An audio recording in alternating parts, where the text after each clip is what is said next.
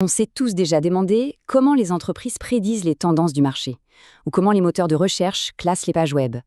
La réponse se cache souvent dans un outil mathématique qui a l'air simple mais qui est incroyablement puissant. Les matrices.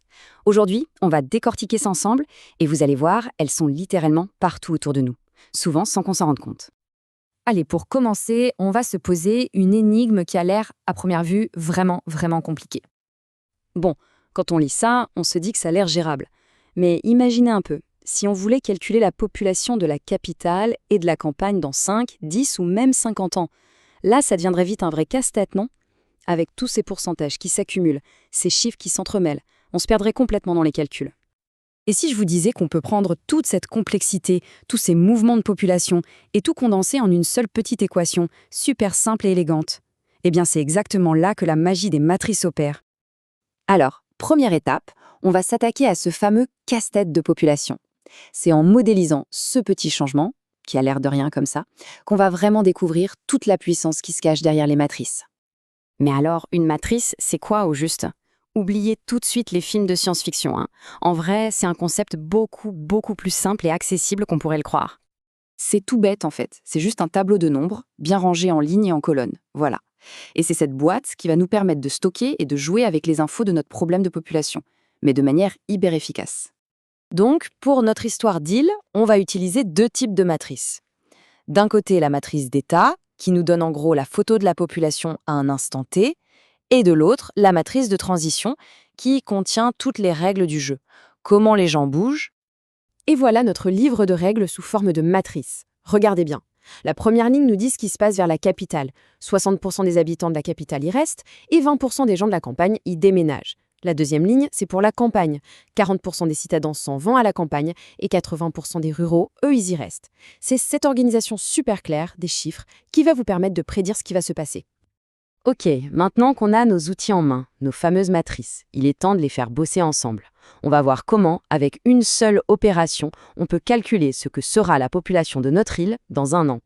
Le processus, ça s'appelle la multiplication de matrices. Et vous allez voir, c'est beaucoup plus intuitif que ça en a l'air. Le principe est assez simple en fait.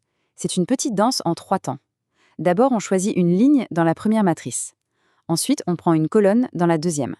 Et enfin, on multiplie les nombres qui se correspondent un par un et on additionne le tout. Et on recommence pour chaque case de notre nouvelle matrice. Donc, pour connaître la nouvelle population de la capitale, qu'est-ce qu'on fait? On prend les 60% qui sont restés et on y ajoute les 20% qui sont arrivés de la campagne. Ça nous donne le chiffre exact pour la capitale après un an.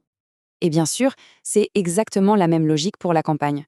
On calcule la nouvelle population en prenant les 40% qui sont arrivés de la ville et les 80% qui n'ont pas bougé. Bon, on a réussi à sauter un an dans le futur, c'est déjà pas mal. Mais ce n'est que le début. La véritable magie des matrices, elle apparaît quand on veut regarder encore plus loin, plusieurs années, ou même des décennies plus tard. Et c'est là que ça devient génial. Pour savoir ce qui va se passer dans 2 ans, on n'a même pas besoin de refaire tout le calcul année par année. Non, il suffit de prendre notre matrice de règles, la matrice de transition, et de la multiplier par elle-même. C'est ce qu'on appelle mettre une matrice au carré. Et évidemment, pour un ordinateur, ce genre de calcul, c'est instantané. Ce qui pour nous serait long et fastidieux, pour une machine, c'est un jeu d'enfant. C'est justement cette capacité à automatiser des calculs complexes qui rend les matrices si puissantes dans notre monde numérique. Et si on voulait voir, disons, 10 ans dans le futur? Eh bien, c'est le même principe. On n'a qu'à calculer notre matrice de transition à la puissance 10. C'est fou, non? Une seule opération mathématique, et hop, on modélise une décennie entière de changement de population. C'est ça la puissance de l'abstraction en maths. Et ce qui est encore plus fascinant, c'est que si on continue ce processus, le système ne part pas dans tous les sens. Au contraire, il finit par trouver un équilibre. Les populations de la capitale et de la campagne se stabilisent. On arrive à un point où les départs et les arrivées se compensent parfaitement. Les matrices nous permettent en fait de trouver ces points d'équilibre qui sont cachés au cœur de systèmes complexes. Mais attention, tout ça ce n'est pas que pour des problèmes de population. En réalité, les matrices sont absolument partout. C'est un outil fondamental qu'on ne trouve dans une quantité incroyable de domaines. Prenez un exemple tout simple, les bulletins de notes. Pour calculer une moyenne avec des coefficients, on peut utiliser des matrices. Une matrice pour les notes, une autre pour les coefficients, on multiplie et hop, on a la note finale. C'est un exemple parfait de leur utilisation dans notre quotidien. Ou alors, imaginez une usine. Une matrice peut décrire le nombre de pièces, bois, vis, tissus, nécessaires pour chaque produit.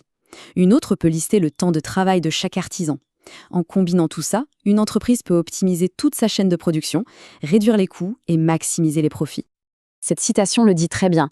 En transformant des règles complexes en calculs automatiques, les matrices nous libèrent l'esprit. On peut alors se concentrer sur ce qui compte vraiment, la stratégie, la créativité, la vue d'ensemble.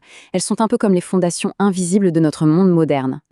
Alors, la prochaine fois que vous jouez à un jeu vidéo, que vous utilisez un réseau social ou même que vous regardez un film en 3D, demandez-vous quelle matrice se cache derrière. De l'infographie à l'intelligence artificielle, elles sont le langage secret qui fait tourner notre monde. C'est cet outil, à la fois modeste et incroyablement puissant, qui travaille en coulisses pour transformer des problèmes complexes en solutions simples.